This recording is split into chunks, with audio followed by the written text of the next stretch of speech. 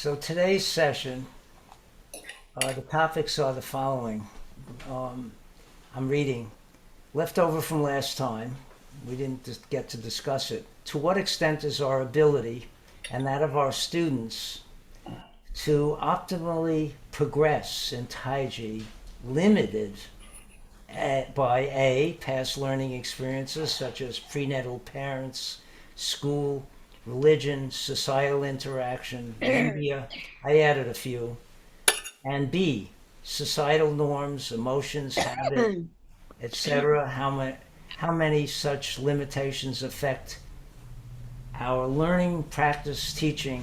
How can these limitations be reduced? And then if there's time left over, any anybody can discuss whatever they feel like, um, and I'll be happy with that. So you notice I can write a long sentence. Yeah. To always write short sentences, but sometimes uh, long ones are appropriate. So, um, since nobody else likes to start, I'm the only one who likes to start. I'm going to show a video of something that I discovered on YouTube years ago of children who were adopted by animals at a very young age. And there are a lot of, not a lot, but there are a number of them. And throughout history, there have been children who have been brought up by animals. And babies who were adopted by monkeys, by um, chimpanzees, by dogs, by wolves, etc., and nurtured and brought up as if they were those animals. But it shows the reason I'm showing that is because it informs us of how important early training is. And the first training that we get is in the womb. And this was something that I was very interested in when I was about to get my PhD, and I wanted to go into that field of prenatal learning. And so I read paper after paper after paper at the NYU library, which has a lot of articles going way back, and about situations with fetuses after they were born and how they reacted, and how they even acted in the womb, all about every aspect of it that they studied. I don't know how much they're interested in it now. Probably, if it can't make money, it's not going to be studied. And it seems that there is a very big connection between the fetus and the mother. The there's movement of the mother. There's the heartbeat of the mother, the heartbeat of the fetus, which are different. They vary from 1 minute to the next. There are chemicals, concentration of different chemicals in the bloodstream, oxygen, etc., sugar, things like that. There are the hormones of the mother and the fetus, and they interact with each other. And women report that they have conversations with their fetuses.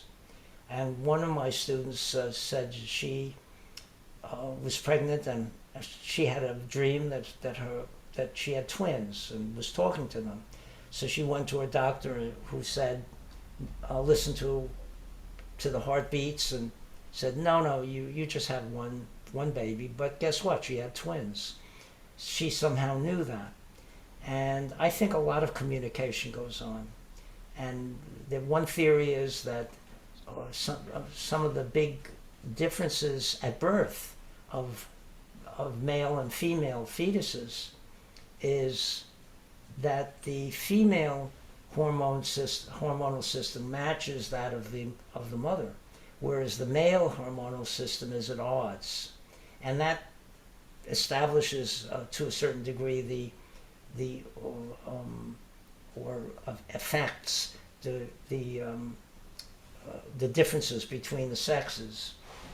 So there are all kinds of things, and the so the prenatal state, if the mother is very worried about something, that's going to affect the fetus. We know that, severely so. That loud noises will affect the fetus, but if the mother is upset, the fetus will start kicking and sometimes have to be quieted down by some drug or something because it becomes so agitated.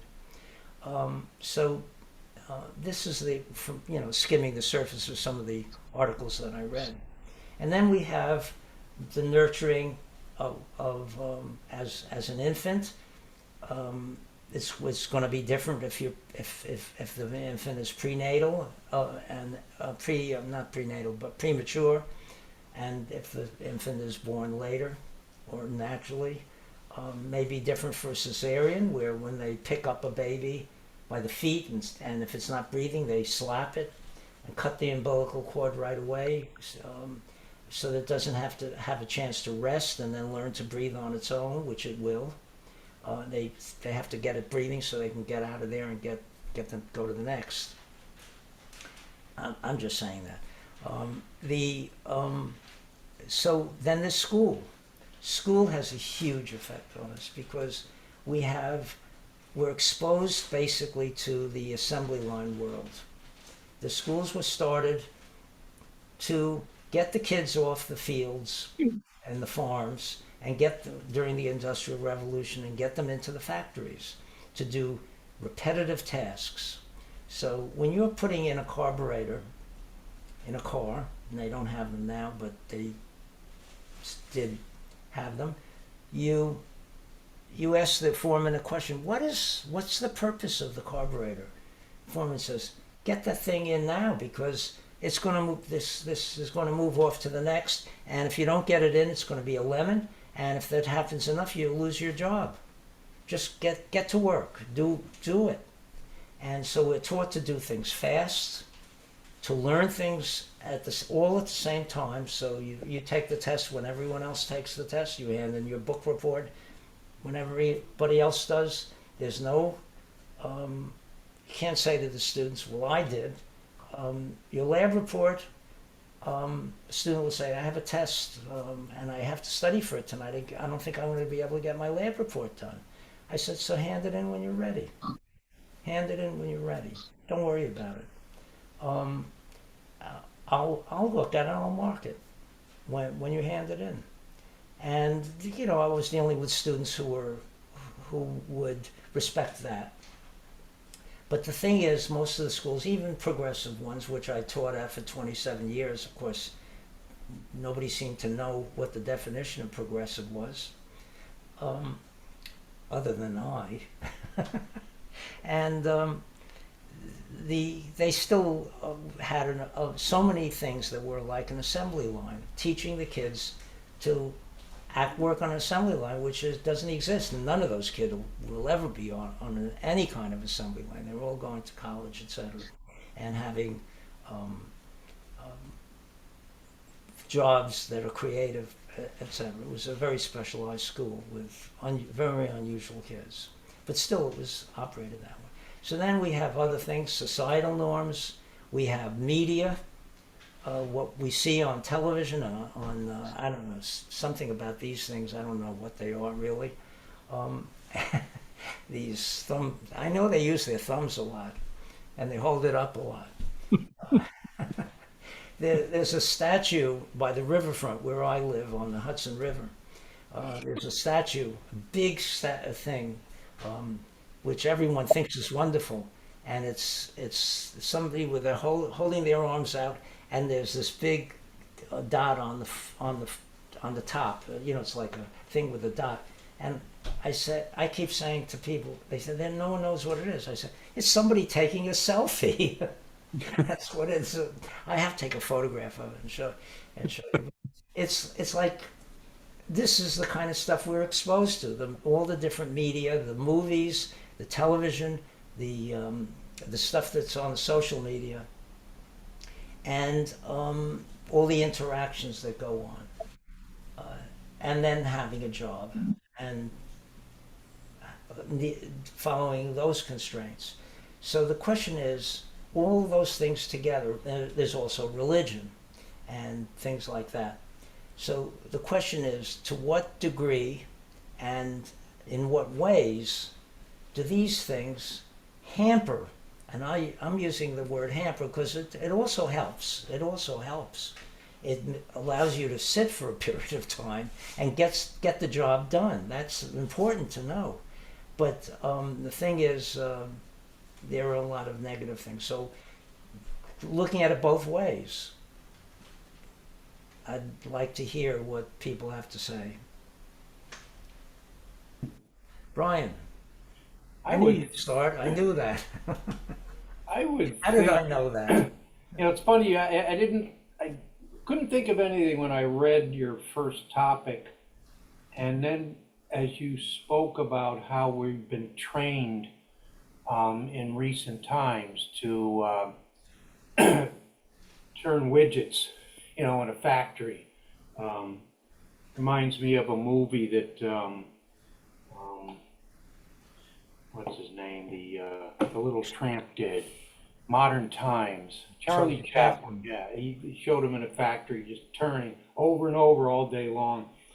I would think that kind of training would make us not as observational and also short span of attention, which we see a lot of that now. Like you say, people are on their phones, and even when you look at social media, if you look at a commercial, you can see the pictures change from second to second to second. They keep them going. They don't focus on one thing more than a second. That can drive older people crazy.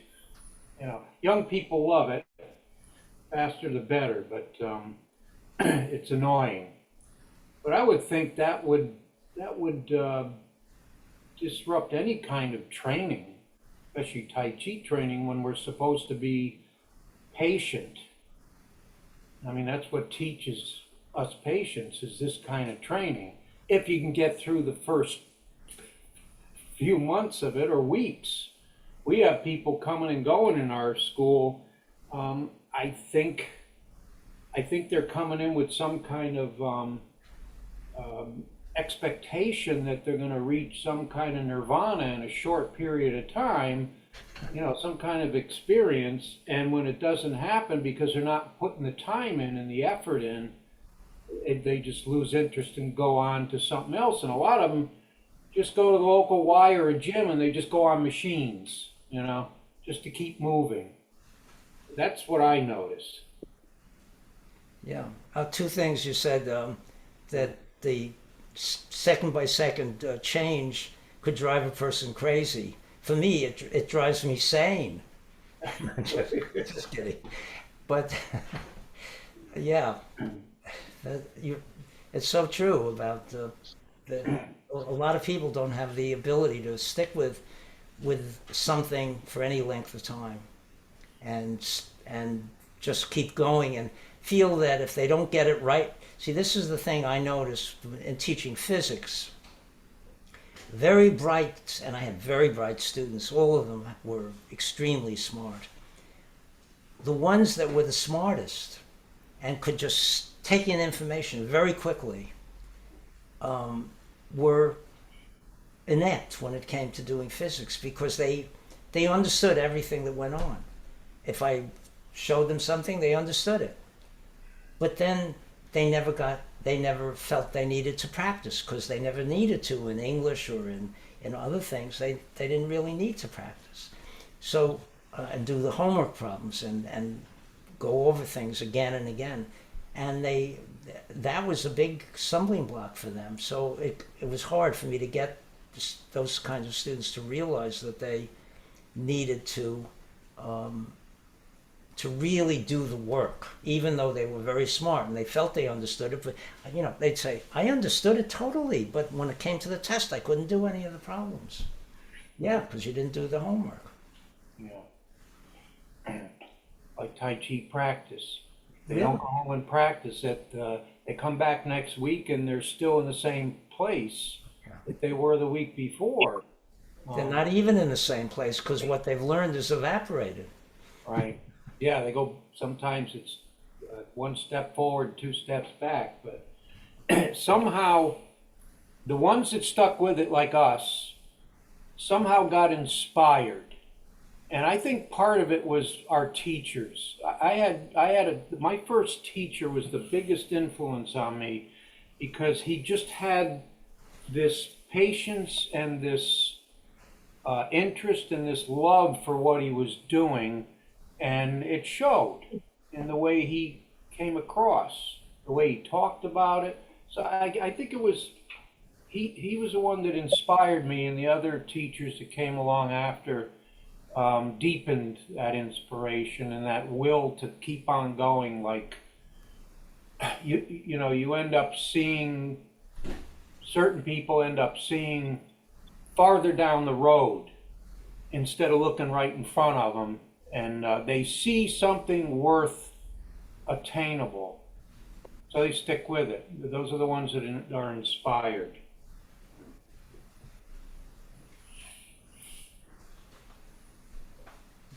Anybody else? Yeah, I have a couple of things. Oh, And I know you were one going to be one next. is one is that I remember at one of the international symposiums on Tai Chi, one of the grandmasters was talking about an issue sort of along these lines, and he was saying that in a lot of the universities they are teaching Tai Chi programs in China, of course, and what he said was they started off with, I don't know, like a form that was about, I don't know, 42 movements, right? And then they they came back to it and went, they're not getting this. We got to do something shorter. So they went to like a 24 movement form. And then they said, and then they found that was even kind of a lot for them to get. And so they shrank it down to a like an 18 movement form, and then a 16 movement form, and then like a 13 movement form, and then finally he said it got so frustrating because it felt like what they really need to do is just teach one posture. That's it, because it kept declining because the length of attention and the difficulty of perseverance that seems to be kind of rampant in the civilizational growth of young minds, the training of those young minds. It seems to be a gestalt across most civilizations, not just Western civilization, but throughout the East and so forth, that um, we have we have become so addicted to so much stimulation on one hand, and yet and we have all these ways of communicating, Facebook and TikTok and all these kinds of things that we have distracted ourselves down to about a cartoon level of concentration, about 8 minutes, the length of a cartoon, 10 minutes, and that's the extent of the expanse of concentration that someone can hold. And um, so that's one thing, and I've certainly seen that myself in watching, because I taught on all sorts of levels. I substitute taught in elementary schools, middle schools, and high schools um, at one point, and one of the things that I saw over time is that it just seemed like there were a number of things that went hand in hand. One was it seemed like the level of respect of a young person for an elder was just really slipped down the road, just sort of fell off. The level of respect, which created a change in the classroom, certainly. And so that was one thing that I noticed myself. Um, so we're dealing with something I think that's a gestalt that's occurring worldwide, and some of that has to do with, I believe, the overstimulation, like the use of cell phones and so forth, because people are watching, and it's actually causing structural damage to the spines of young people, for example. And I mean, in almost every esoteric tradition, it talks about the upright being, the upright person, and that literally means the spine. and certainly in Taoism and Tai Chi and so forth, and Buddhism and the like, and really all walks of spiritual traditions, that uprightness is fundamental, because if you're not breathing correctly because you're slumped over, you're causing a physical change in your body, in your breathing, in the apparatus's ability to function correctly, and so forth. Now, all that being said, I want to go as a side note to a different civilization and how they dealt with uh, people who were the smartest, the ones that were really so smart that they could get everything just like that. And their their solution to that was culturally to make those people the clowns, which meant they had to do everything backwards. So in the morning, when everyone else is saying good morning, they'd have to say good night. They'd have to ride a horse backwards. They would have to speak backwards.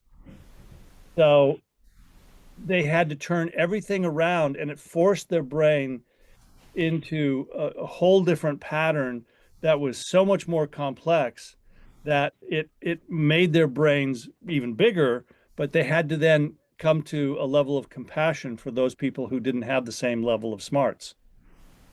And that is a huge transition, because a lot of people who get to that place of, oh, I'm so smart, and I don't have to fiddle with you peons who are not as smart as I am, kind of thing. So it's an interesting, different civilizational look at how we deal with learning and how we structure the learning that we deliver to our youth. I'm fortunate to be watching my grandson, who's 2, and his mother's a librarian and she was a dancer. And so when he was in the womb, she danced. She did a lot of movement and still does. And he dances with her and he wants the hand. He wants to, so when he dances with me, Papa, hand, and so we get the hand going. And watching how his little brain has been affected by her movement while he was in the womb, and how she really focused her attention, for example, on feeding nutritionally that fetus with specific kinds of foods at the proper time to maximize his brain.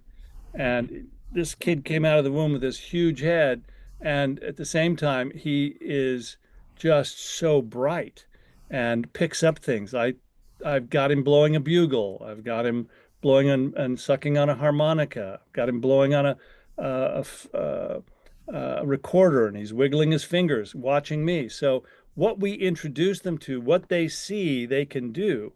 And so the more we introduce, especially at early ages, transformational ways of working with things here, and follow their interest, of course, but at the same time lead their interest, because it's something you do. So I would get out the harmonica and play it. He'd say, "Ryder, me," and so immediately he wanted to see what that was feeling like. So Yeah. The thing is, I think we're born with, all of us, unless there's a deformity or some, a drug that did it, or some injury, we all have pretty much the same brains. That's the tissue part that I'm talking about. It's how that's cultivated through nutrition, through parenting, and all those things. There's no question about that. And huge differences in that. Of course, we're different to begin with when we're born. Our consciousnesses are different. Our experience in my conceptual framework from past lives, but still the tissue part of us is basically very similar, and it's what goes into it and how it's nurtured. Yeah. That's what you're saying, and I think that's a really very important point. So the other thing, just quick thing that I should have mentioned, and that is, in working at the machines on assembly line, we are taught to stay still, and not to get up. You can't walk away from the assembly line. and control our bodies and forget about our bodies, divorce our awareness from our bodies, which may be saying, I want to do this, I want to do that. Forget it. And that is the biggest problem. And you see little kids who move around and jumping around and playing instead of the parents saying, don't fall, you'll get hurt, you're going to get dirty, and stopping them from doing the things that kids naturally do.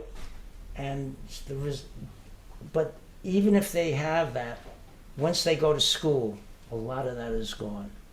Well, that brings up a huge point in as far as education. What we've found there, having been in education in a lot of different modalities, one of the things that was so wonderful in a progressive school was the guy got rid of all the desks and said, "We're going to be moving during class," and Brilliant. in finding out how that affected their brains because they were moving. They weren't going to sleep, getting dulled out. It was much like the Bodhidharma saying, "Okay, you guys are falling asleep during meditation. Let's get up and learn how to do martial arts," kind of stuff.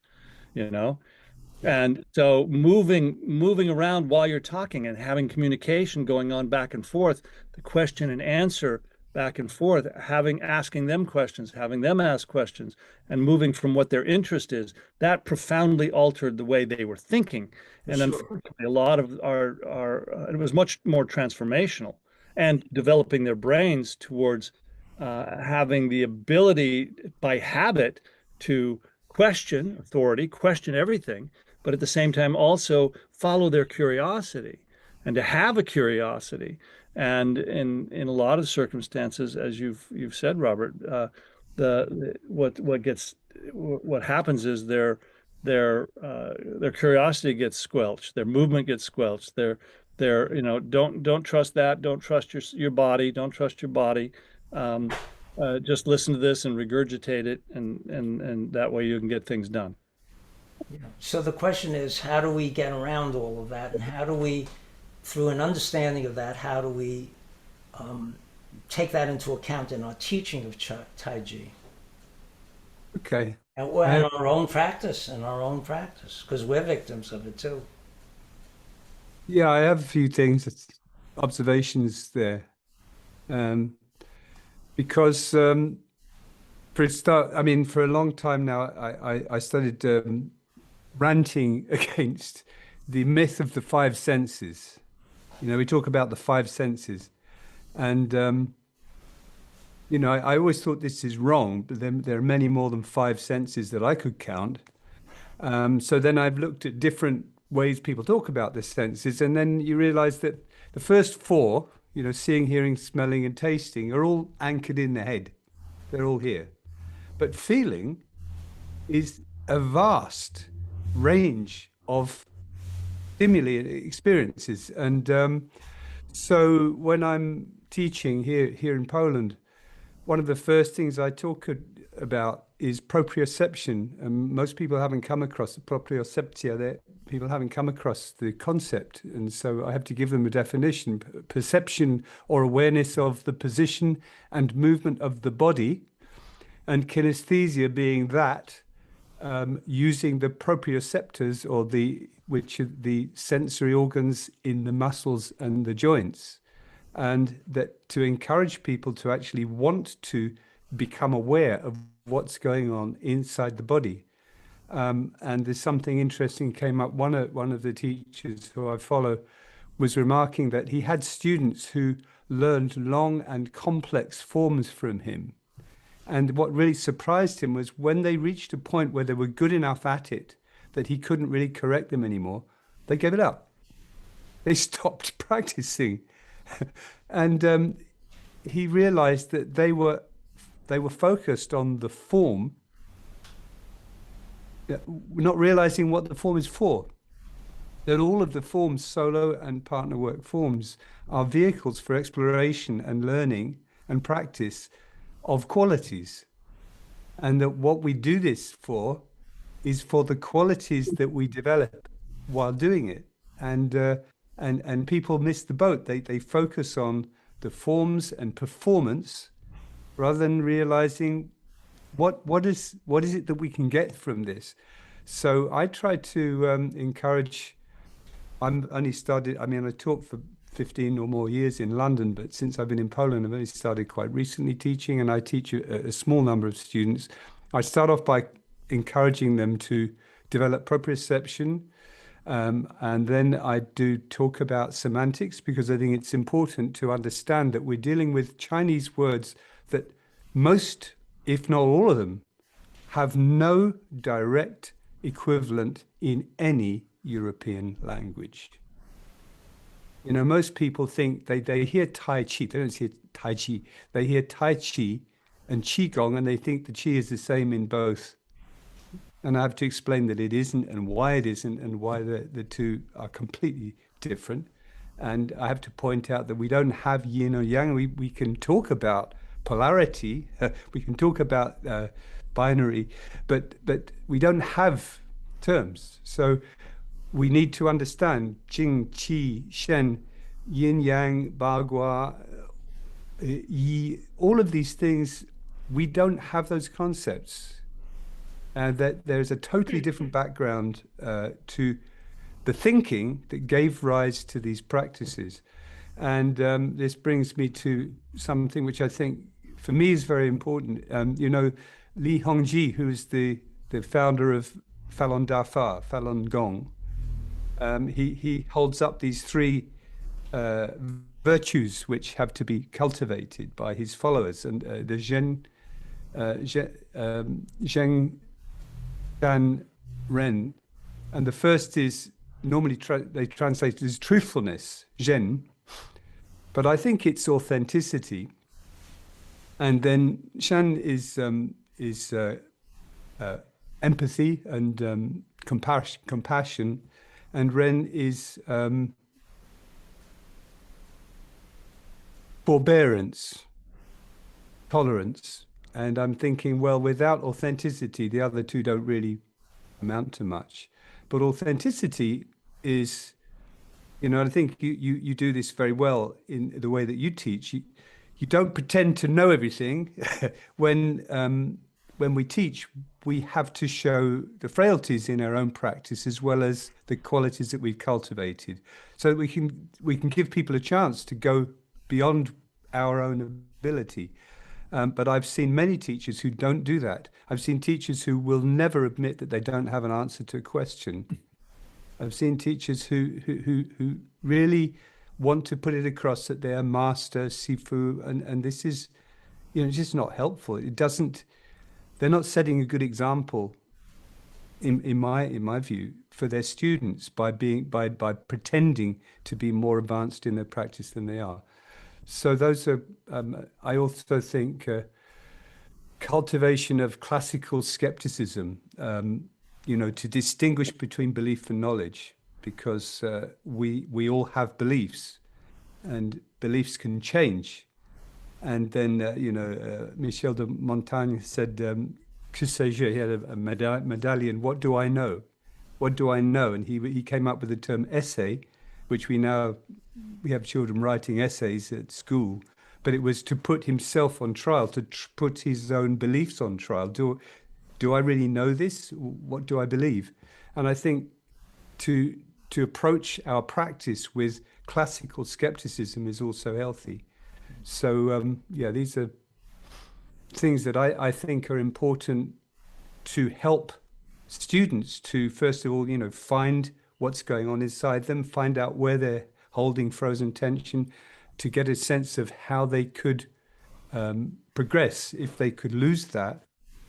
And I think also one other thing, I've learned that as people begin to relax, get more relaxed, as the soft tissues release, the toxins that are held in the soft tissues start to show up. And so people can get a lot of discomfort during the first 3 to 6 months of practice if they really do relax. They're going to start to experience all those toxins in the organism, and that can put people off practicing naturally. So all of these things need to be explained so that people maintain an incentive to practice.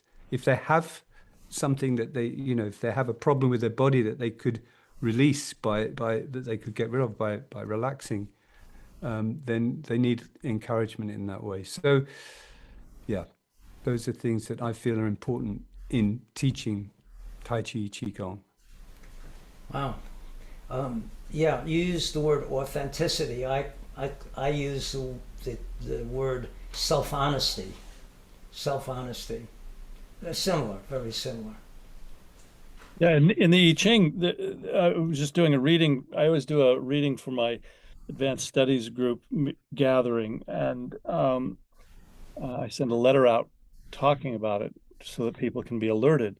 And one of the things that came up for my most recent session, which was this past Sunday, was a quote from, and I think it was because it was obstacles changing to attraction.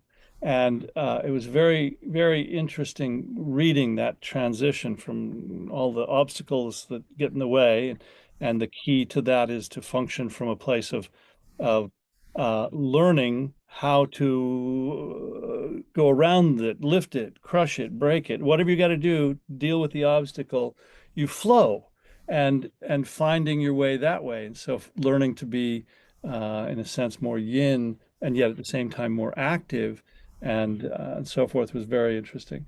And it talked about the steep mountain behind you and the abyss in front of you, and how slippery and the void like that hole is that you could go just tumbling into if you're not paying attention. So it's all about being aware, and at the same time the rigidity of the mountain behind you, that it can give you a sense of maybe a teaching. If you're not into the stubbornness of the mountain, you can learn about stillness, and through stillness you can make the change. And then, interestingly enough, coming back to what Richard and Robert, you were both just speaking about, the sense, I think it even used this term in one translation, the know-it-all, uh, can never be advised, because they know it all. And so, and when they don't realize, and if they're pretending to know it, they're missing out on an education themselves. And so, it's like every once in a while we have to learn, oh yeah, I'm going to learn from you. And that's what I tell my students, that I learn from all my students every day. I'm looking for that. I'm looking for that connection of what's your query? How can we go to the next place? And what do you have to bring to me? And it's amazing when you make that shift. Because when you don't, like I say, you got to empty your cup. Well, I say, yeah, drink it down, take in the knowledge that you've already got, accept that, let it work for you. Now, fill me up again with something new that you present. Yeah. The fear of mistakes is what you've suggested, and that is a very big thing. Very big thing, because on the assembly line you're not allowed to make mistakes. That's going to be a lemon. I say often, if you're not making 20 or 30 mistakes a day, you're not living. Well, It's not human. that's a little. It's not human to be perfect. One mistake is enough for me. Yeah, perfection is a form of discouragement, because we're human and we need to learn from our mistakes, and that helps us grow. As the Buddha said, you have to suffer to grow. I did just want to comment about the external function versus the internal quality of the practice, and that's seasoned practice develops the ability to really discover the internal quality of what's going on, and then that, in a sense, leads you to authenticity, which is pure being. It's not. It's losing the ego, and when you lose the ego, you can actually become authentic. When you get to Yu Wu Ji, when you experience Wu Ji and stillness, that's authenticity. That's dropping the entire ego and just being, pure being. So the definition in Judaism of God is I am. That's all. You're not anything else except you. I am. right? And that's considered the definition of God. Wow. It's kind of like relates to what the Tao is. The Tao is I am what? So, you have to discover what that is for you. And so that you develop the kind of relationship with the Tao, so you can keep learning from the mysteriousness of what the Tao is. It's like you're never really going to get to know God. I mean, I at least I'm still on that journey to explore the mysteries of the Tao and the mysteries of what God. I sort of equate the two as just energy, right? And to be able to bring energy in and send it out, and that's the relationship to the Tao. Anybody else have something to add? Well, I would just question about this word ego, because it's a Latin word, and ego sum translates as I am. Ego sum, I Yep. am. But then the ego is everything you add to it. At least in the way it's been understood. It includes it, yes. Yeah. So, but if you drop whatever you define yourself as, that also limits you from everything else. So the idea is to be, when you get to Wuji, you're not really in the ego. You're in the authenticity. Yeah, I do. I'm involved in some arts collaborations, and I have one arts collaboration that goes back 25 years. No, yeah, probably longer. Anyway, and I think the reason the collaboration has survived so well is because when we make something, when we create something together, the thing that we are creating is in the middle, and we are on the outside. And when either person in the collaboration starts to be in the middle, that's the ego goes in the wrong place. But we both outside have our I am. We negotiate the collaboration, but what we create is in the center.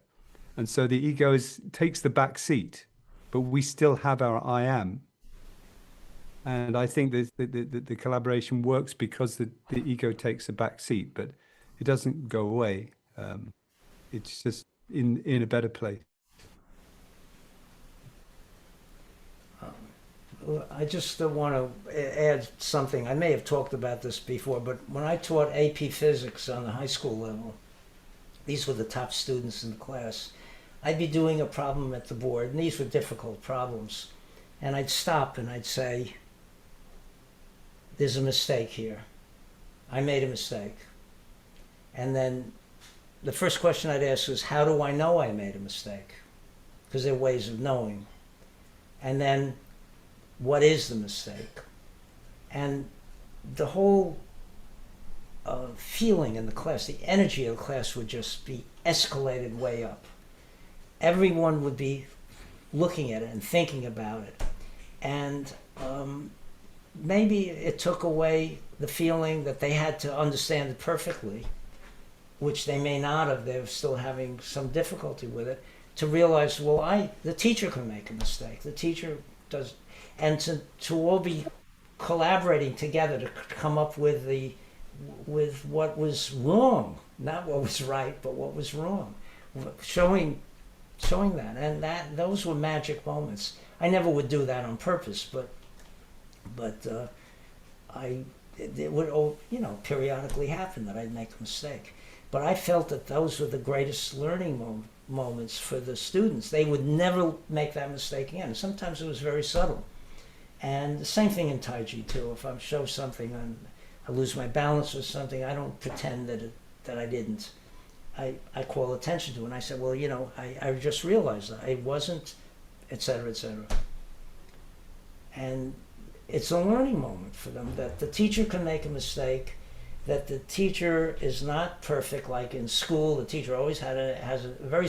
The only teacher I ever had in elementary school, I asked the question, and she said, "Gee, I don't know the answer to that. I'm going to ask my husband." What a difference that made in my respect for her. Wow. I said, wow. And just a kid in elementary school. But that was because all the other teachers they always had to be right, even when they were wrong.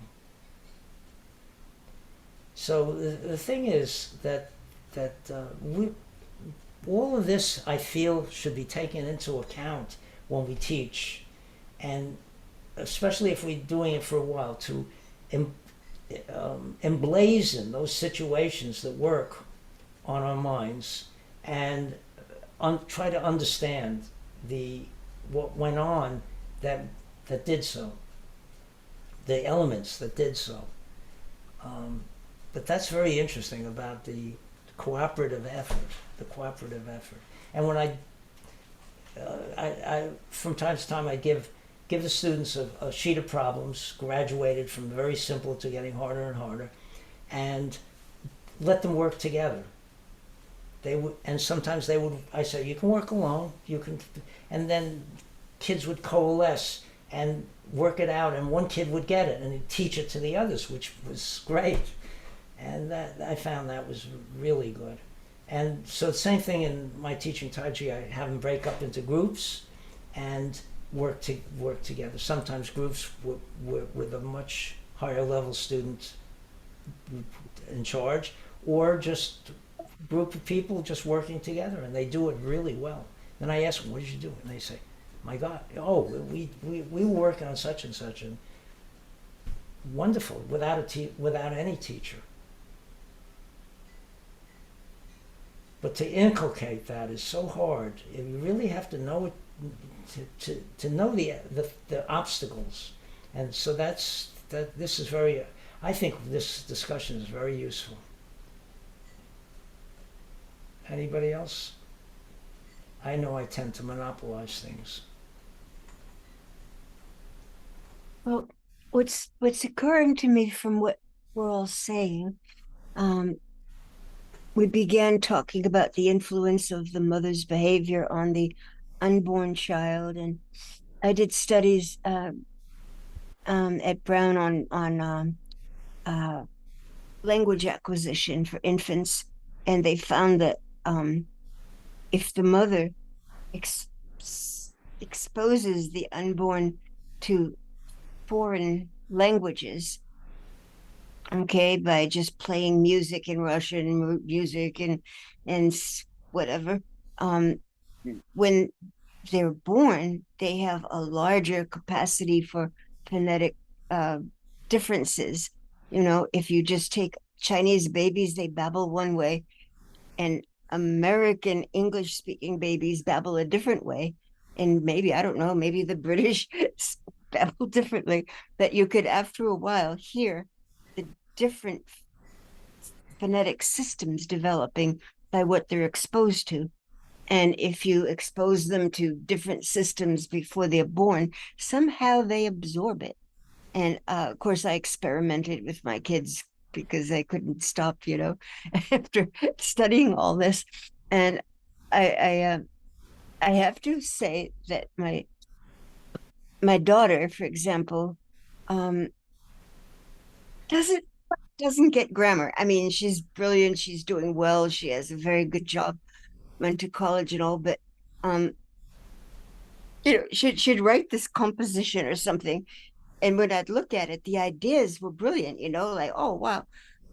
But when she'd ask me to edit it, I'd cut it to pieces, and then as she got better at organizing her own thoughts, her grammar was still awful. I think even at this point, she has no idea. If I say, well, where's the verb? She has to think about what the heck's a verb, but she can use verbs beautifully. And I also noticed when she studied foreign languages, she couldn't get the grammar to save her life, and her pronunciation made her sound like a second year, third year student. She just immediately got them. And if she heard a song once, she knew all the words and she could remember it. And there's something about that. But how many parents are that careful about developing their sensitivity to sound and language? And then it sounds like we're talking about the right and left side of the brain, that a lot of the things we're saying about exposing them to dance, music, creative things, it's all the right side of the brain, right? That creative part. And then Robert, you you kind of blew away what I was thinking. I was thinking, but the left side of the brain, the mathematicians, um, you have to teach them discipline. I mean, there's creativity in it, but it's not the creativity of the artist or the musician or the, language person. It's different. And then we had a guest one time from China. I think it was here. Yeah, when uh, showing what school is like, the how students learn Tai Chi in this Chinese school that trains them for competition, I guess. And this girl was going to school 5 hours a day from morning through afternoon, constantly learning the Tai Chi, the discipline, the forms. And there was nothing, I don't think, creative about it. It was exhausting and it was as bad as memorizing formulas, in a math class or studying grammar. There, there was there was no room for taking a movement and then giving it your own interpretation. It's that sounds like where we're going, that we're trying to encourage them to own the movement and then be creative in how they express it so that it becomes something they can then feel the internal benefits of. But if you are training for competition in it, um, there's no room for that. And I don't know at what point that changes. But this girl that was giving this presentation, she just, and then I was thinking, well, that kind of intensity, maybe I've done that for a year for something or 2 years for something. But this girl had been doing it since she was 5 and she was like 16. And this has been her life, you know? So I am bewildered even. Where do you begin? The schools that are the open classrooms and they could choose their subjects, and now the colleges let the kids put their own majors together. Um, you could be comparative languages and medieval English. You could combine anything you want anymore. And I don't know where the discipline is or where you end up, because you could get a kid who keeps quitting one direction because he could go in the other direction and just keep quitting and jumping around. Now, some say, well, there's the Renaissance man, or you could say there's a man who never got a job because he, you know, what do they say? Um, uh, Master of none, but experienced in everything. All trades. I'm not sure what we should do. I'm not sure, even in a classroom, you need the discipline, but if they come from homes where the parents don't have the discipline with them, they don't respect authority. And if we have to spend half our time with them teaching them what they should have learned at home, there's not much room for then becoming creative because you're still trying to get them to understand that without respecting authority, you're not going to learn a whole lot. You're just going to spend all your time disciplining them. And it's kind of discouraging. Yeah. Yeah. Teaching in a private school, you can be creative, but teaching in the inner city schools, or in even the big city schools, you're dealing a lot with that the kids are kind of getting screwed up. And then do you become the psychiatrist for the class, or are you still going to be teaching them the language forms, or like it. I think every day you walk in the room, and you're not sure if you're trying to heal their soul, or get them fluent in German. It becomes tricky. Anyway, you everything everyone's saying is just bringing up all these little things that over a lifetime you experience in one way or another. Mm. Well, Well, I think thank one you of the things all. that you touched on right there is very interesting is that uh, so much of what happens in our educational system here is teach to the test rather Mm. than teach the mind to think. Yeah. Yes. And certainly that's what we do. And I certainly feel that's what we do in teaching Tai Chi. We teach people to think in a whole different manner because their movement is and their response to movement towards them or into their sphere of influence is such that they can remain calm, relaxed while they examine the moment and then using both sides of the brain analytically because so much of what we do is analytical in our Tai Chi form. It really is the Mhm. practice of it physically until, and at the same time, there is this whole other aspect of the emotional, the expansive quality of mind and movement that when when you really dig into it, it's so profound. So when when we begin to transform our educational processes in the outside world, aligned with a lot of the principles that we do in Tai Chi, it really has profound effects. Mm. Yeah, the thing is, you have to take each group uh, for where they are, and some, you get some people who are totally out of their bodies. You have to find ways to get them in their bodies. Then there are people who've done dance and they've done all kinds of acrobatics, gymnastics, sports. Um, they use their bodies all the time, and then it's a different thing. Getting them out of their bad habit, they're getting the baggage out that they're carrying around that they're going to put in to the Taiji movements. But every group is going to be different. Every class I've ever taught there was a big difference in it was like an organism that was never the same twice. Anybody else? New person. New person.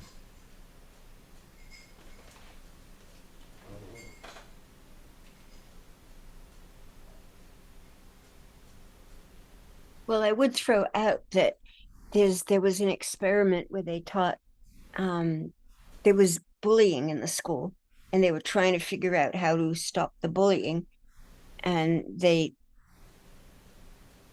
taught meditation. The instead of in homeroom where you have whatever you do in homeroom, they everyone had to do meditation for like 15 minutes at the start of the day, and only one class, like one grade, the bullying class had to do that, and not the rest of the school. And the amount of bullying throughout the school went down. That the influence of this one group that had learned to be calmer and learn to you know step back by osmosis, I don't know, it influenced everybody. And so of course there's that theory, well, why don't we universally teach meditation at the start of every day? Well, they used to have prayer, right? I mean, when I was in high school, public school in Boston, the homeroom, she always opened the Bible and read a passage. She particularly like, this is the day the Lord hath made, let us rejoice and be glad. She pretty much, like, I still remember it because she kind of picked that one as her favorite passage. So that I mean, that even had an effect. I mean, because I still remember it, you know. I remember it on bad days. She taught Latin, It's like if I wake up and it's like, oh, darn, it's raining. I've got to do this and that. I think this is the day the Lord hath made, and it just becomes part of, what you tell yourself. And so Tai Chi could be a therapy thing for kids who bully, kids who are in, those little juvenile detention halls and things like that. The after school detention is a waste, because these are kids that are starving for direction and attention, and then we make them sit there and do their homework. And it's I had to cover a class once like that. I had to cover a detention hall. I was teaching the AP English at the high school, but I had to do detention after school, like everybody gets assignments. And I thought I had a group of kids in jail. I wanted to change everything about it, like I say, put the seats in a circle, get people talking. It was horrible how we waste the kids when there's the money and the possibility to do so much with kids before we lose them. Like, they have to come to school right through grade 12, and we just waste it punishing them, and yet we don't earn their respect. And once you earn their respect, they want to learn, right? I teach Tai Chi and Qigong to neurodiverse adults in a class twice a month. Some of them really take to it, and others are just completely, they just can't regulate their bodies at all. So there's a pretty big differential between the group, right? And so the ones that can't, they can disrupt the class. There are aides in the class, but then the other people are, seriously trying to get their bodies to regulate.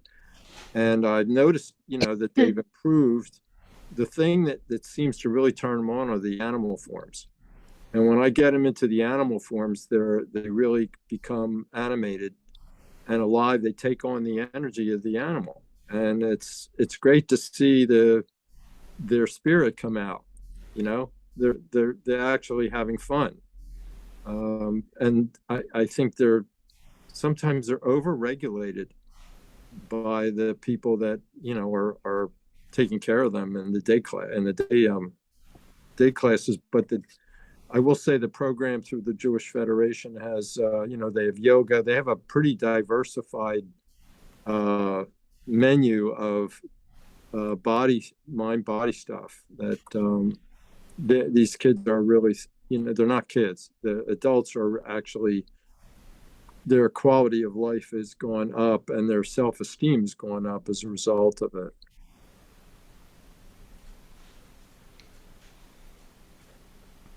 But to try to teach them a form is a little more difficult. And, when I have such a diversified group, it's hard to get, they're so easily distracted. You were talking about distraction earlier, although I didn't get in early in the meeting. And that's a big one. The distractions working with that kind of population. But I think part of what happens is a lot of people who come to Tai Chi to really use it as a tool to help their emotional and physical health seriously have been traumatized. And the traumatizing that people have throughout their lives take the toll on the body, as you know. And there's the practice actually helps to create a new procedure that can develop into a habit. And if it does, it's going to change the structure. It's going to change the neuroplasticity in the brain. It's going to change their relationship with themselves. And that's what the serious practitioners can accomplish by taking it seriously. So but people come with these traumas, and their ability to focus is affected by that. So some people, can't regulate their fears of even being in a social group, right? That's difficult. So they have to feel safe, and it's really up to us to make them feel safe on some level. And if they feel safe, they're going to stick with it. They're going to want to do it. But people become self-conscious when they first come in, and they're trying to. They get intimidated by the fact that some of the students that have been coming in for a long time can do all these things that they don't think they'll ever get, right? If they see a form being done. And that is the hard part of being able to encourage a student that, even though they don't think they're going to get there, that, the big thing is just breaking it down to small manageable parts and working on those parts so that they can see, bless you, they can see their progress.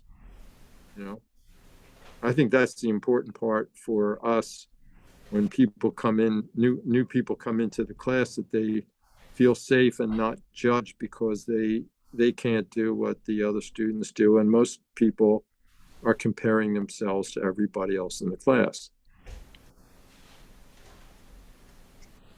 Enough said. Yeah, when I was started teaching at high school at Fieldston,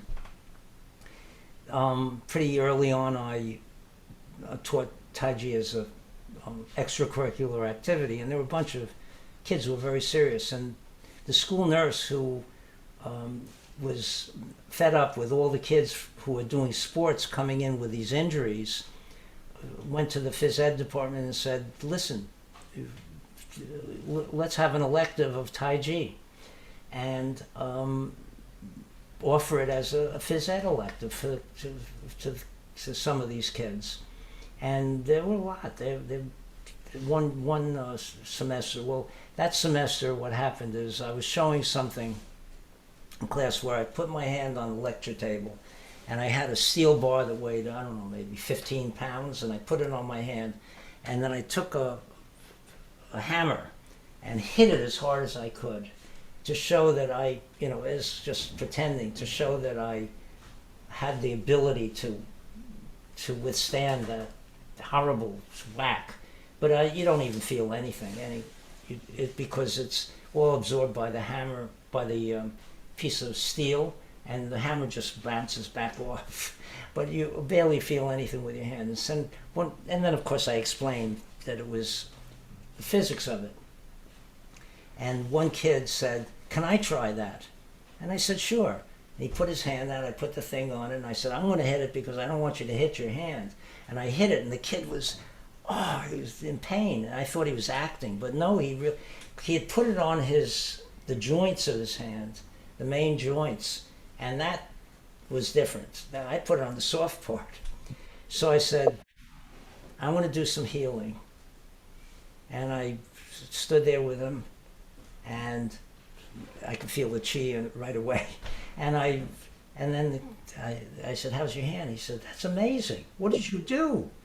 And the class said, one of the students said in the class, can you teach us that? I said, yeah, but you have to take my Tai Chi class, the phys ed class. And that year, 18 kids signed up for phys ed Tai Chi. But I taught that for quite a few years. And it was I go to reunions, and some of these, they're now, they're professionals, etc. And they show me they still do the movements that they learned. And they, some of them are even have progressed and gone on with it. So the thing is, I think sports, what started me thinking about this is sports are so competitive, and that is not good for kids to have. It's the opposite of cooperation. Yeah. Who wins? The team that wins gets the trophy and gets the applause. And it's not, to me, if I watch sports, which I barely ever do, all I see is the skill level. And I don't care who wins. I'm so happy to see the skill level being that's involved. And that's the way it should be taught.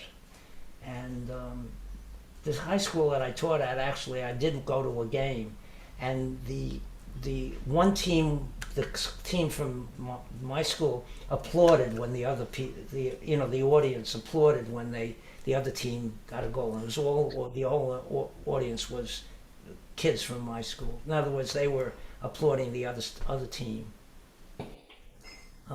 So that's the way it should be, and I think some of the bullying comes from that too. Of course, the television and the commercials are pretty have a lot of that. Yeah, Brian. I want to ask a question. Has everyone heard of the Global Transformation Project? Mhm. Yeah, it's an interesting idea. Bill Douglas from World Tai Chi Day has this idea. He's starting out with trying to get a petition signed by 100,000 people, and he'd like to submit it to the UN, and the purpose is to see if these countries will set up they'll modify their education system to include in the earlier grades mindfulness practices like yoga, tai chi, qigong, mindfulness, meditation. And he's hoping that if you can teach children when they're young, they'll pick up on it just like the Chinese kids do when they're 5. And hopefully that might change the world. And even if they get away from it being kids, they may remember it and come back to it sooner than waiting until they're retired, which a lot of my students do. It really helps if you can start early doing these practices. You got to play. You end up playing catch up when you start at 65 or 70, and it's not as I don't know. It's more disappointing if they don't have enough time to play that catch up. You know, when you're 60 or 70, you probably don't have 30 years to get caught up and to learn this stuff. But if you start at 5, 10, 15, by the time you're 30 or 40, you're an expert at it, and you're healthy, and you develop good habits. So, but the thing is, what everyone's been talking about, the way kids are, and the range of cognitive ability and physical ability, it's a tall order, that project. It's going to be a real challenge to make that work, but it's worth trying. Brian, just remember, it's never too late to have a happy childhood. Right, yeah. You could be 70 and be a kid again, right? You could be 89. Yeah, true, yeah. Yeah. Hopefully the older you get, the younger you are, you know? Yeah, and also you can't walk anymore. You have to crawl. Yeah, it's just like you start out crawling and you end up crawling, right? Yeah.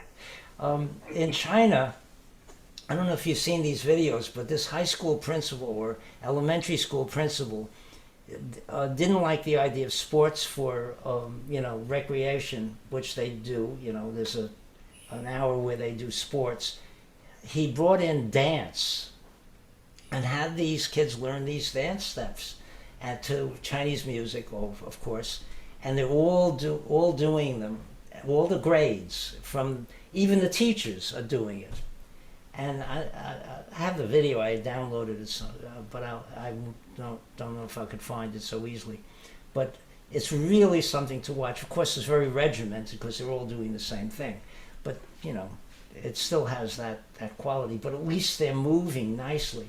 And then there's a video of this grandfather who is doing it. He's very old, and he's doing this dancing with his 2 little tiny grandchildren one on each side, and they all are doing these steps that are being taught in the schools. So, anything rather than this competitive stuff where they're getting injured, and the whole thing is to win, and the internal, what's what the self-development, I should say, aspect should be there and emphasized. You know what's interesting about that, Robert, is it's like the practice of war is what Yes, is being absolutely. promoted, and the practice of peace is what we do in Tai Chi. The practice of peace, while having the That's when ability, it becomes combat. yeah, while having the ability to reestablish peace, shall we say? Yeah, by killing the other person. Well, Robert, When they're on the floor and your knee is on their chest and they're in a lock and they're submitting totally in pain, that's establishing peace. well, that's called it re-education. so Robert, one of your points in topic one was media. And if you look at a lot of the television shows now, they're all game shows, they're all competition shows. And the the motivation is to win, and like you said, not internal development. Do it for the the maturity that you're going to gain, and the knowledge and the skill, and do it just for that purpose, so you're a better person, not beating the other guy. And that goes back to, we're brought up as a warring creature. No other animals fight wars. We're the only ones that do it, and we do it very well. That's the problem. Also, money is involved. Yeah, If you, yeah. my wife watches Jeopardy. Sometimes if they have physics questions, I sometimes know the answer, but most of the time I don't even know what they're talking about. I don't know how these guys do who get, but the one who wins is the one who has earned the most money. And they talk about how much money he had, and he came up highest in money. Capitalism comes into all this stuff too, to a great degree, and so it's a combination of war, which I'm not going to get into that, but it also is connected to wealth and taking over another country and having the ability to have natural resources available and sell things, etc. That's what capitalism's about. It's That's what- basically war over resources Yeah. and money. So, Yes. Yeah.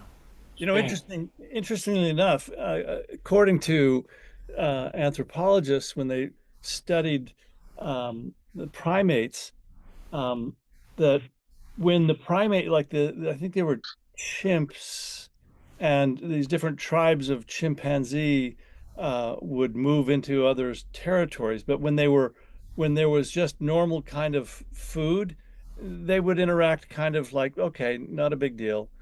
But once they had a localized place where food was, and it was like farming, like because they kept bringing food into that space, that stable food source became territorial for the chimps, and then eventually they started to war over the resources. And it's when things are a bit more haphazard, when we're more, so we say, of a natural mind, then we tend to be in a state of peace with each other. But when greed gets involved, it shifts the minds of even the most primitive. And that's where the overcoming of that has to include both having a stable food source, shall we say, and an energy that is free, the free use of things and so forth. That, I mean, we are so addicted to our stuff in the West. We are so addicted to our stuff. I'm certainly guilty of it. If you walk into my office, as you can see, I've got all sorts of stuff everywhere. And I would say many of it quite meaningful to me, but but at the same time, there is a natural acquisitiveness to we as human beings. We acquire. We like to do that. So there is a nature to that, but there's also a quality of our potential awakening throughout the process of gaining things, gaining knowledge. Well, the way it all started supposedly is with when agriculture was invented. You needed large tracts of land, and then you needed people to work the land, and that started slavery, and it just kept going, and we're still in it. We're still in that idea of acquiring more and more. Now we're going to take over the moon, and then it's going to be Mars, and everything will be ours. So anyway, but in, the thing is, the way what I say to my students and to myself mainly is, I'm here to develop. This is the environment, and the environment is probably the best suited for my development. And so it's one thing to see it, but not to get hung up on it and just say, well, this is the way the world is, and let it roll off and use every opportunity for development. So that's what I'm, and at this stage of my life where I know I'm not going to be around much longer, that's my goal. And the thing is to understand it and to have people, because that's empowering, to know, to really understand why we're living in this kind of environment, but to understand that it's there for our development, really. So anybody else who hasn't spoken? Robert, what happened Robert. to you? What happened to Hi, you? I've Because been it's like 5 I've o'clock in been the morning. trying to listen. I haven't been able to listen to more than about a third of the conversation tonight because my family and I are going on holiday tomorrow, Wednesday. This is Tuesday here, and I've spent the last hour and a half on a chat bot and a phone call with the airline trying to check in because the whole family's going. The blooming airline system won't allow you to check in automatically. And then you have to pay extra for seats, quite a lot extra for seats, so that parents can sit with their young children, my grandchildren. So enormous fun. Very nice people being very helpful. But I'm lucky I haven't got hair because I would have pulled it out. And Beely, you shouldn't laugh at an old bloke like me. It's not polite. Um, the bit I did hear, and I need to make a little confession here. When I attend these talks, these meetings. Sorry, it's 2:30 in the morning. My brain is fried. When I attend these meetings, I try not to be negative. I try not to be cynical. I try not to be confrontational. But I think I'm going to pick Eleanor up on something that I did hear her say. And if I got it wrong or if you altered it later, my apologies in advance. I think you were talking about left brain and right brain at one point. I, I am not a neurologist or whichever the specialization would be. But I thought that the modern understanding was that left is logical, right is artistic, which again, back in the days when I used to do corporate training, I remember rattling that off more than once. I thought the modern sort of thought on that was that it's not quite as true as we used to think it is, that the brain is much more plastic and that when it comes to learning, the brain is much more capable of adapting than perhaps we once thought it was. I also wonder if where Tai Chi is concerned, I heard a comment, I don't remember who said it. There was a comment about people learning Tai Chi up to a point and then quitting. I can't remember who said that. No, I don't vaguely, actually, I clearly remember a conversation with my karate teacher. I got to fifth degree black belt with him over a period of about 30 years. And I remember him saying that a huge number of people got to black belt and literally quit cold. The reason being they were so focused on getting a black belt, being a black belt, that at that point, that was it. There was no attachment, I think is the word. There was no attachment to the art, despite having trained. If somebody was quick, they could probably get a black belt in 5 or 6 years. I was a bit slow. I think it took me 8 years. And do we have the same problem with Tai Chi? And again, I'm sorry if people have already discussed this, that as teachers, do we fail because we focus too much on teaching Tai Chi and maybe do not teach enough explicitly about the why, what it is that Tai Chi should give you? That's a very good topic to explore. But Diana has had her hand up for quite a while. She doesn't have anything showing. Do you want to say what you were going to say, Diana? Yes, thank you. And I think what Robert was just saying, well, kind of, I have something that correlates with that. I think it was Ray that said he thinks that a student would need to feel safe. I want to give an example what I learned. Well, I have studied massage therapy, and if you just want to work on a person, well, before that, the patterns that we have in our bodies and in our brains of how we move and how we live from all our conditioning, they're habits. And when someone had something that might have been traumatic or whatever it is, and it's lodged in their body and they have a physical ailment and they come for massage, if they don't feel safe and aren't ready to be able to let that go, it doesn't always happen. But if they are, then it's almost like it's magic that the tissues will release. So if you have that going on with students, and then when you have these high pressure competitions, to me, I think it's counterproductive. I look at Tai Chi as an evolution of the individual at wherever levels they can and as they can.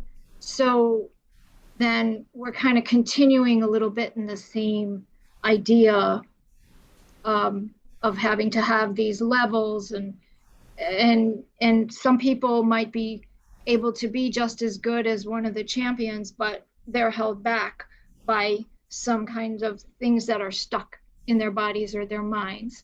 So I gotta, it's a big challenge to be doing what you're doing. And I think it's the love that's in your hearts that really carries you through and makes you effective.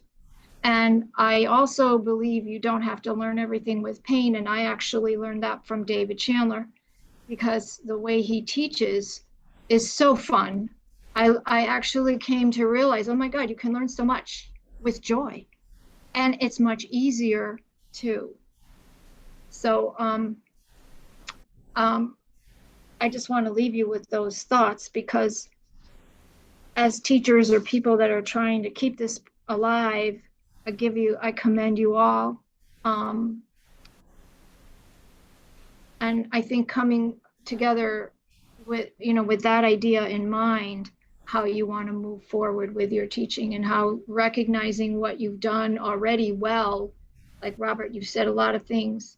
So Which Thank you. Robert? You have to say Robert Chuck New Rowe. York, or Robert. You have to say UK? Robert good looking or Robert really ugly looking. Robert with a little bit of hair or Robert with no hair. Yes. And humor. Humor is another good one. So thank you. Thank you. Can I jump back in, Dinah? It's interesting you mentioned massage. Haven't done this for must be the best part of 20 years now. But a class I used to run, which was all the classes I run at the moment are about an hour, and all the ordinary classes I run these days are an hour in length. Used to run a 1.5, 2 hour class, and we would often have a break about halfway where we would just grab some chairs, sit in a big circle, chat, talk about food, talk about anything. But one of the things that we irregularly did at the end of doing that is half the class would stand up and they would go behind the half that was sitting down. And with everybody agreed to this, this was very much by permission, they would give a gentle neck and shoulder massage. And then, and this was the difficult bit, we got the people to change over. The people that were seated became them. The reason it was difficult is because the people who were seated never wanted to get up. It was like, well, can't I have some more of this? And having everybody massage everybody else was very powerful. It of all the classes I've ever taught over whatever it is, 25, 30 years, that was the group that probably had the greatest sort of internal Coherence. Thank you. I knew there was a big word. Yes. Yes. So, yeah, I think one of these days I'll have to try and sneak that back in and see if it's as successful nowadays as it was back then. Robert, Yeah. Oh, Renee. I've been listening. We were talking about impediments to learning earlier. I don't know if I'm on the same page right now. On the one hand, we have to be aware of the curriculum, the syllabus that's being taught in school. And on the other hand, you have the students, and in somewhere in the middle of it, you would have the teacher who would explain and teach the transmissions. So I think we have to ask, what is the curriculum that we are teaching? All right, because different people, different schools have different transmissions, they have different emphasis, which form they are going to teach, what form they are going to start with. When I started studying Tai Chi back in 1968, it was the 108 movement form of Han Chi Tang from Taiwan. And then back in the 60s, also probably 69, 70, I started studying with another Taiwanese master, Lau Yun Xiao. They all both had 108, supposed to be 108. And the thing is that they were different from each other. The names of the movements were the same, except the movements were different. Opening were different, cloud hands, and most of it was actually different. When I was in China about 10, 12 years ago, I was teaching English in Hangzhou, one of the schools there in Hangzhou. And on weekends, I would go to Westlake, bring my swords, my Dao and my Jan, and then practice, early in the morning. And I noticed that there was a woman who was watching me. And when I was done, she came up to me and asked me, "What forms are you doing?" she was also a Tai Chi practitioner, except that she was doing the new version, the simplified version of Tai Chi. And I explained to her that this was a transmission from my teacher in Boston, who studied with Yang Sao Jong in Hong Kong and was the second disciple. And she didn't know what it was that I was doing, that this is a different curriculum, this is a different syllabus, because she was exposed to a different one. All right, so we have this kind of a mindset in certain practitioners. They've learned this, and this is it. All right, this is the gospel truth, and this is what it is supposed to be. I was teaching in London one time a short Tai Chi form, and I had a student who kept interrupting me, and she kept saying, "This is not what Chen Manxing, this is not how Chen Manxing does it." What can I say? I cannot explain anything that this is different from the master. And here I am. Nobody knows me, and this woman, refers to a great master. And I said, "This is how I learned this form. This is a different form." I said, "You do your form, and that's fine. But this is what I'm teaching, and this belongs to a different version of the school." So I'm referring to, the impediments. People have certain mindsets. Back in the 90s, I corresponded with a woman who was teaching Tai Chi, and she was vehement that Tai Chi is really a fist form. And I said, "Well, the curriculum I'm studying in Boston," I said, "includes weapons forms." And she said, "Well, the important thing is the fist form." And I left it at that. Anyway, we have people who have already made a choice. This is how they perceive Tai Chi Chuan. And it's difficult to disabuse them of that. So to go back to the initial question, what is the curriculum that people are aware of? When I studied Tai Chi in 1968, I really did not have any preconception. I had studied with an old Buddhist monk in the Philippines, a different style of martial arts. It was Buddhist, and he had studied in a temple in Fujian sometime in the 1880s or 1890s.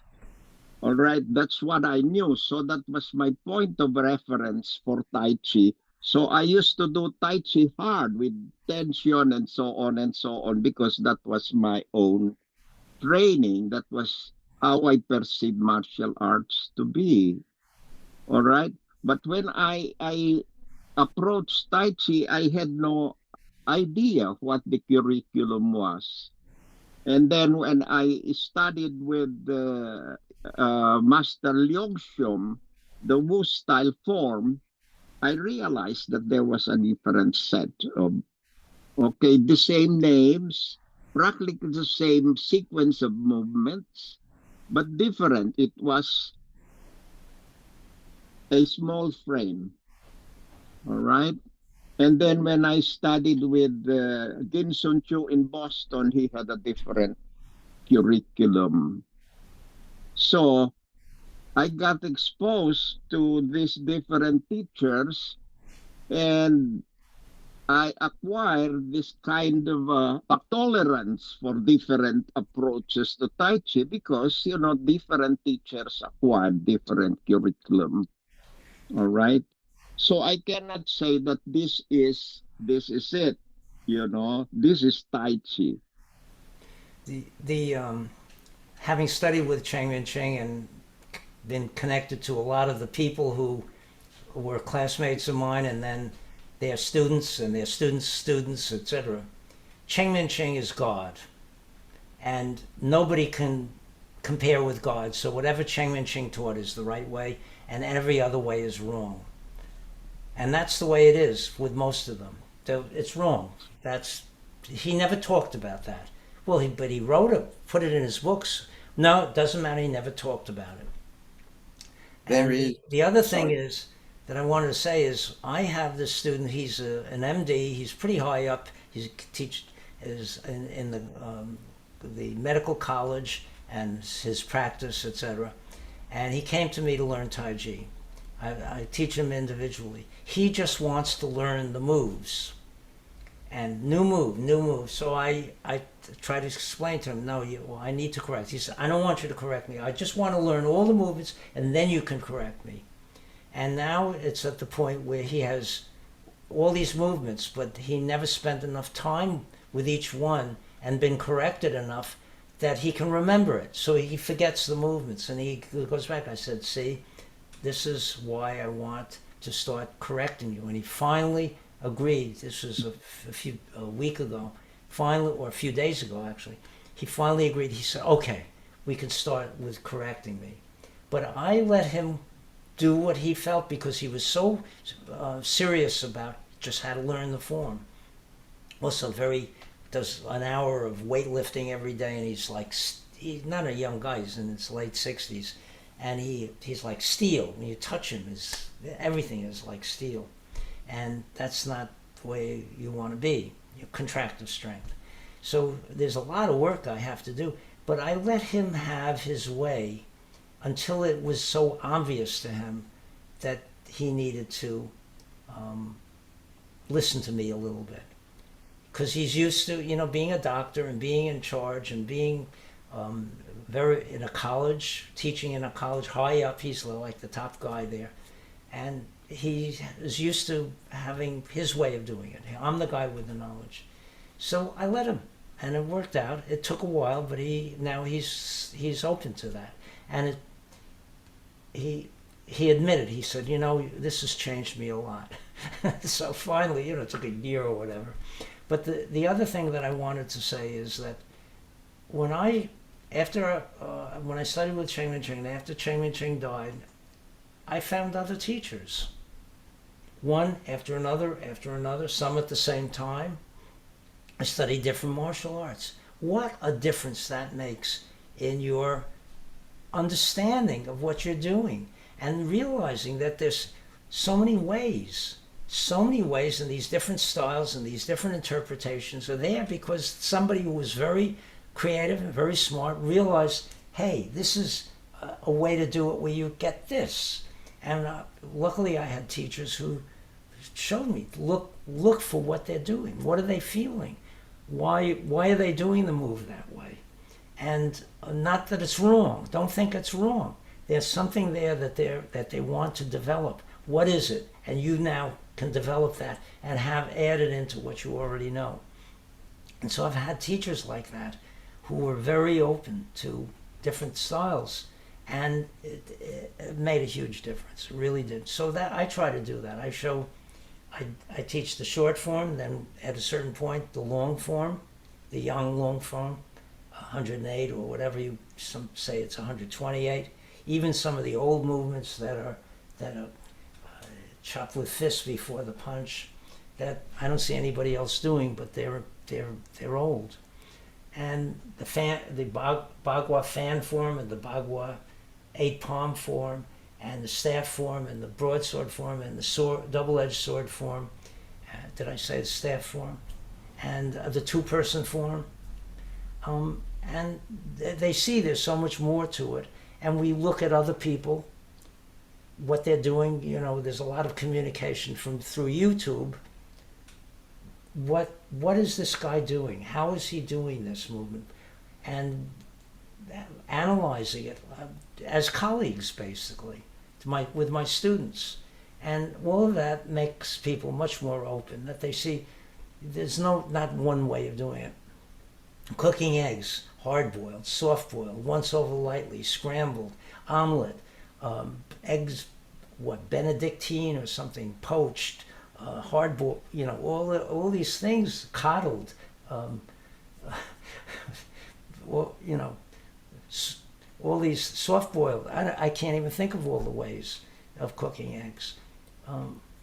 So you just go look at one recipe on YouTube, and you'll find so many different ways of doing it.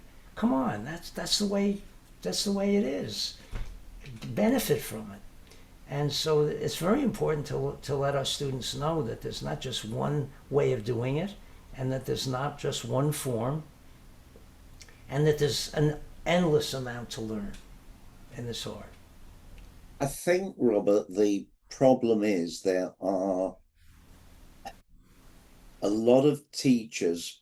I was teaching what is now yesterday, and somebody mentioned something which gave my wife Lee and I a little giggle, and we explained to the class why we were giggling, because we trained with a teacher who was English, and he tried to. Lee is Chinese, albeit from Malaysia, and he tried to kind of out Chinese Lee. He was talking to her about Chinese culture, things that she knew about, and not only knew about, but knew were not what he was saying. And the guy is a reasonably senior teacher, I think, in this country. He has done some good things. I've seen some of the projects he's been involved with that are good. But basically, the guy is extremely egotistical. Now, I'm not for 1 minute saying I'm not, because again, talking about styles, I actually said to my class yesterday, I said, being sort of a little egotistical, I said, what you are learning is the Agar-Hutton Yang style Tai Chi, because what I teach is it would be more recognizable to a Yang style stylist than a Chen style or a Wu style stylist as Yang, but it very much is my own flavor. And I do that deliberately and consciously and without unapologetically, because I genuinely believe that every teacher does that. It's just most teachers don't know they do it. And I have met teachers who swear blind they don't do it. I teach exactly what my teacher taught me. Well, if you do that, you are a unique human being, because never since, never since the world began have two people been able to do even fairly simple things exactly the same. And Tai Chi ain't simple.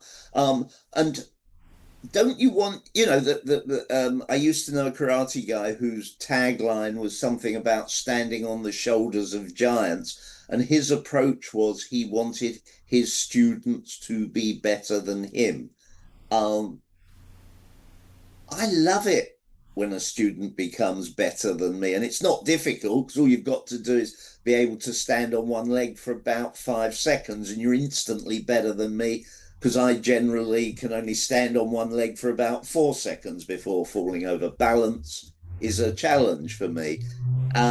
Despite every instructor I've ever worked with giving me hints and tips and do this and straighten this, and I'm just a friend of gravity. The the point, getting back to the point, instructors who believe there is only one way, to my mind, fall into two categories. People that have only been taught a small amount of the art, and that might include lots of forms, but they've only been taught a small amount of the art, because the art is not, as we all know, just about the forms. It's a lot more than just mimicking movements.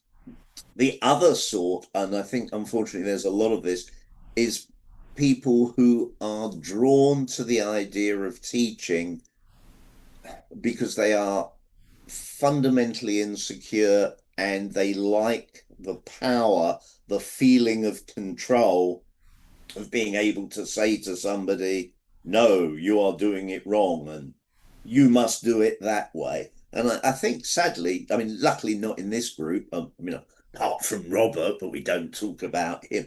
No, there aren't people like that in this group, I hope.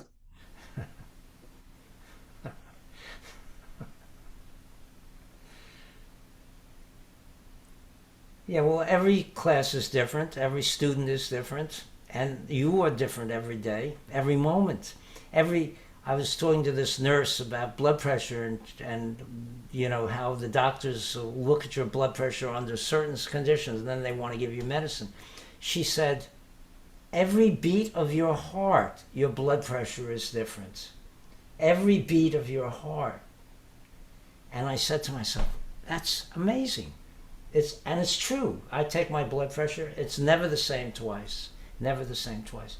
We have to be malleable in everything that we do and adapt. Doesn't mean we forsake our standards, but with the standards in the back of our mind, we have to make allowances to get students who are of all different makeups, all different experience, to find a way to get them to understand. And it's patience too, because there's something that you might need to say to a student, and I'm talking all about all the students I've had, high school students, that they need to hear. There's a moment to do it, and there's a moment not to do it. And there's a certain opening that they'll create.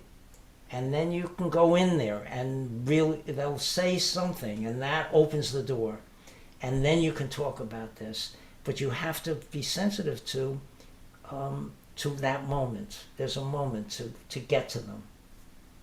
But you can't push it on them. You can't do that. You have to be, let them go a little bit their own way. Doesn't mean you're giving up your standards. They're there in the background, but you're doing what you need to do so that those standards can eventually come into play. You have to teach in a way that recognizes that we are not in whatever it would have been 15th century, 16th century, whatever, China, or we're not even in 21st century China, where still culturally things are very different. Here in England, in America, in different parts of America, in different parts of England, people are different. They have different expectations.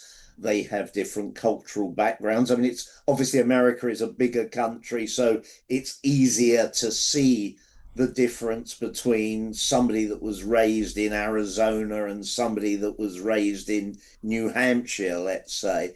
In England, somebody that's lived all their life in, say, Cornwall or Devon, which is sort of down there, is going to be different to somebody that was raised and lived all their life up in Yorkshire. And they will have a different view of a different world view.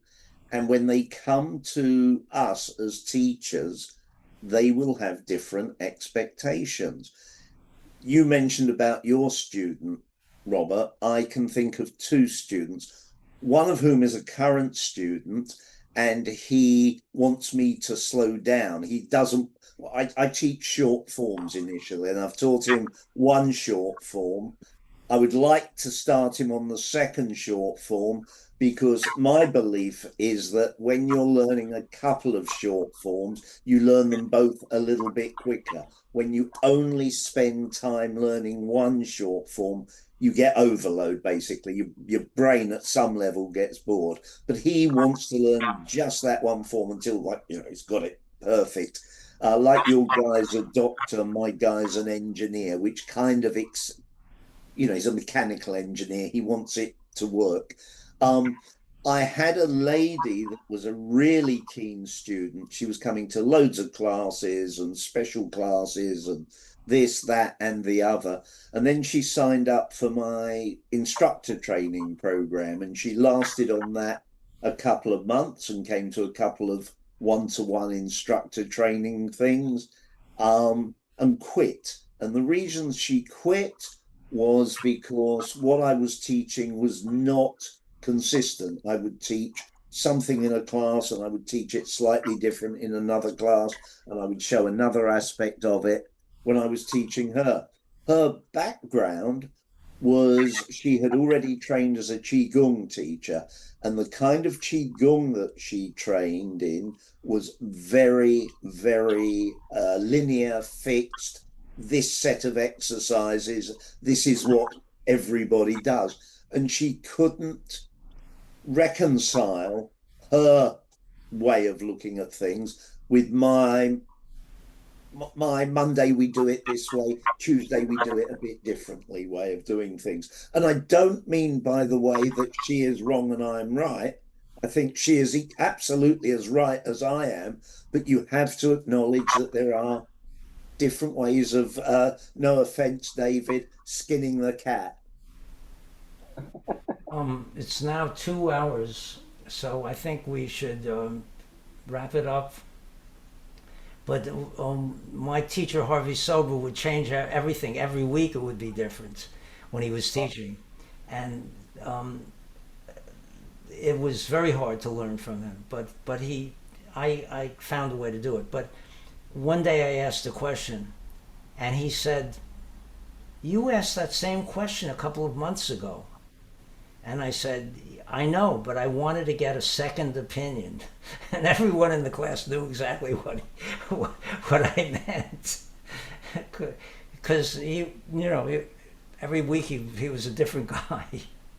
So anyway, any last words? I'd like to know the name of your cat, David. It's Charlie. Oh, and speaking of names, since Diana, when there was some confusion about Robert Squared, that I'm proposing this because I had a student who used to assist me in class, and he was bald, completely clean shaven, like you, half of the Robert Squared, and I am obviously bearded and lots of hair, and so we would introduce himself and say, "Well, I'm Harry." I would say, "Well, this is Harry, but he's not Harry," and "I'm not Harry, but I am Harry," and everybody would go, "Wait, what?" So anyway, so I'm proposing Fluffy and Slick. as possible names for. How about Robert C. and Robert A? Robert C. Robert C. is much more polite than and I'll probably edit as a kind of I may edit Damon Runyon kind of feel to it. I think you should call him good looking and better looking. You guys decide. There you go. He had two students named Chuck, and one was bearded, so he became Bearded Chuck. So it could be Bearded Robert. I taught in an alternative school where everyone was by the first name, teachers and students. Taught there for 2 years. And there were so many Roberts, I said, "You can just call me by my last name, Chuck Rowe." They couldn't do that. They couldn't just call me Chuck Rowe. But now I know if I meet somebody on the street and they say, "Oh, hi, Chuck Rowe," I know that they are somebody I taught in the alternative school, etc. So, but Robert C. and Robert A. I think will be good enough. Okay. That would be polite. Note, please, people listening, that would be polite. Well, so in other words, Robert C., we stand very, very little chance of being referred to as Robert C. or Robert A., because let's be frank. Well, no, don't be Frank, be Robert. Can somebody please say good night before my brain implodes? How about this? Hi, everybody. Okay. Thank you all. Very interesting. A lot of things were covered that were very stimulating, at least to me. I don't know about you, but very much so. And a lot of food for thought. Absolutely. Bye.